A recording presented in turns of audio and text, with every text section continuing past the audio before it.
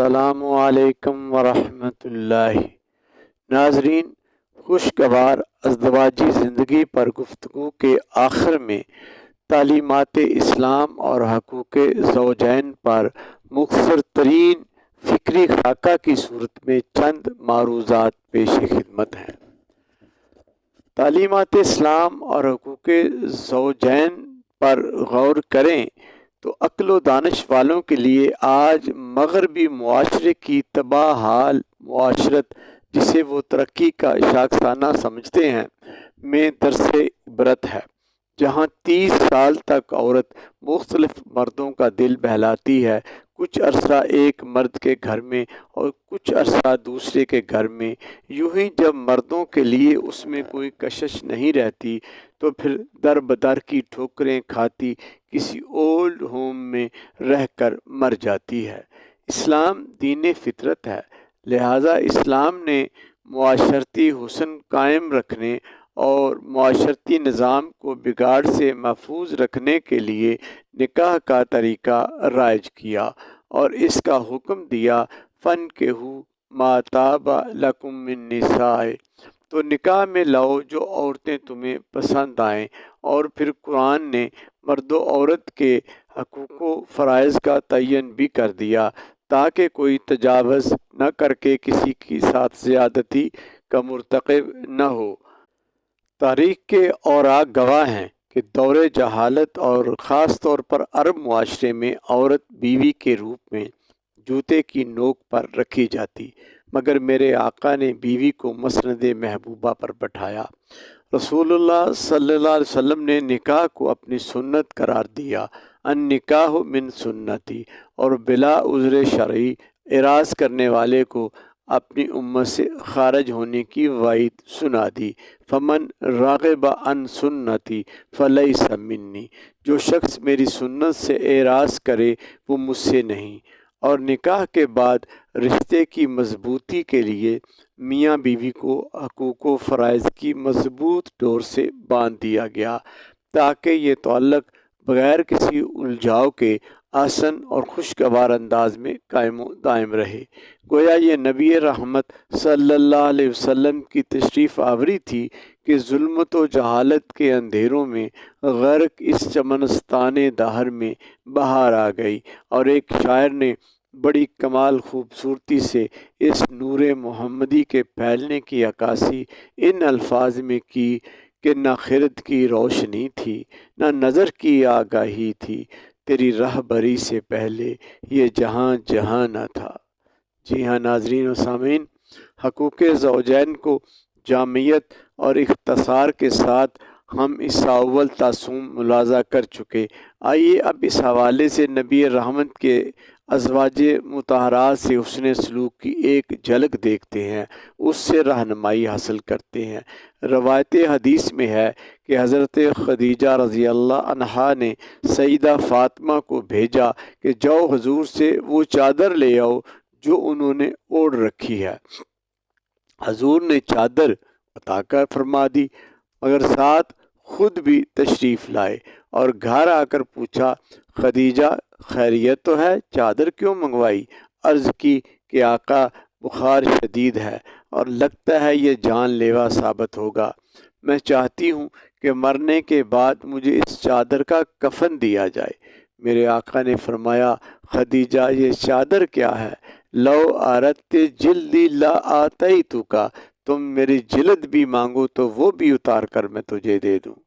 تو جو طلب ہے کہ بیویوں کے ساتھ اظہار محبت کا یہ سلیقہ جو ہمیں سکھایا جا رہا ہے، ایسے رویوں سے زندگی کس قدر خوشگوار ہو سکتی ہے۔ ایک دوسری روایت ہے کہ ایک موقع پر حضور صلی اللہ علیہ وسلم گھر میں داخل ہوئے تو سیدہ عائشہ رضی اللہ عنہا پانی پی رہی تھی کہ حضور نے فرمایا، عائشہ تھوڑا پانی میرے لیے بھی چھوڑنا۔ جب سیدہ عائشہ نے وہی پانی کا پیالہ پیش کیا تو پوچھا، عائشہ ذرا بتانا تم نے ہونٹ کہاں رکھے تھے؟ اور پھر حضور صلی اللہ علیہ وسلم نے پیالے پر اسی جگہ اپنا ہونٹ رکھ کر پانی پیا جہاں سیدہ عائشہ نے رکھے تھے۔ بیوی کے ساتھ ایسا رویہ یقیناً گھر کو جنت بنا دیتا ہے۔ ایک موقع پر سیدہ عائشہ صدیقہ رضی اللہ عنہا سے آقا علیہ الصلاۃ والسلام نے فرمایا، عائشہ، مجھے تمہاری ناراضگی اور خوشی کا اندازہ تمہارے انداز گفتگو سے لگ جاتا ہے۔ پوچھا، آقا وہ کیسے؟ فرمایا، جب تم راضی ہوتی ہو اور کسی بات پر قسم اٹھانی ہو تو کہتی ہو لا ورب محمد، مجھے محمد کے رب کی قسم، اور جب ناراض ہوتی ہو اور قسم اٹھانے کی ضرورت ہو تو کہتی ہو لا ورب ابراہیم، مجھے ابراہیم کے رب کی قسم۔ اب اس پر بھی سیدہ عائشہ کا حضور سے محبت کا انداز دیکھیں، فرمانے لگیں، حضور صرف نام چھوڑتی ہوں مگر دل میں تو آپ ہی ہوتے ہیں۔ اور ایک موقع پر رسول اللہ صلی اللہ علیہ وسلم نے فرمایا کہ جو شخص اپنی بیوی کی بد اخلاقی پر صبر کرے، اللہ تعالیٰ قیامت کو جو اجر اپنے نبی حضرت ایوب علیہ السلام کو صبر ایوب پر دے گا، اس میں سے حصہ اس شخص کو بھی ملے گا، اور جو بیوی اپنے شوہر کی اذیت برداشت کرے گی، اسے جو اجر فرعون کی بیوی حضرت آسیہ کو دے گا، اللہ اس اجر میں سے حصہ اس بیوی کو بھی دے گا۔ لہٰذا قابل توجہ بات ہے کہ اللہ کے محبوب کی طرف سے شوہر اور بیوی کو ایک دوسرے سے تعاون کرنے پر انبیاء و اولیاء کے ساتھ ان کا حشر ہونے کی بشارت دی جا رہی ہے۔ اگر بیوی کی جنت اس کے شوہر کی رضا میں ہے تو شوہر کی جنت کہاں ہے؟ آئیے نبی مخبر کے ارشادات سے معلوم کرتے ہیں۔ حضور صلی اللہ علیہ وسلم نے فرمایا کہ جو شوہر اپنی بیوی کی ناپسندیدہ چیزوں کو برداشت کرے اس کا ٹھکانہ جنت ہے۔ ناظرین، مذکورہ بالا حصہ اول تا چہارم گفتگو کی روشنی میں تین باتیں ہماری رہنمائی کرتی ہیں۔ ایک یہ کہ جب تک دونوں میاں بیوی ایک دوسرے سے کچھ لو اور کچھ دو کے اصول پر تعاون کا سلسلہ جاری نہیں رکھیں گے اور اپنے مطالبات پر کمی بیشی سے سمجھوتا نہیں کرتے، تب تک زندگی کی گاڑی سبک رفتاری سے رواں دواں نہیں رہ سکتی۔ دوسری یہ کہ بیوی کو شوہر کی اور شوہر کو بیوی کی اگر کچھ چیزیں ناپسند ہیں تو کچھ چیزیں پسند بھی تو ہوں گی، بس ایک دوسرے کی خوبیوں کو مد نظر رکھ کر ایک دوسرے کی برائیوں اور خامیوں کو نظر انداز کرنا چاہیے، اور چھوٹی چھوٹی باتوں پر آسمان سر پر اٹھا کر وجہ تنازع نہیں بنانا چاہیے، جس سے گھر کے ماحول میں خواہ مخواہ تناؤ کی فضا پیدا ہوگی اور زندگی اجیرن بن جائے گی۔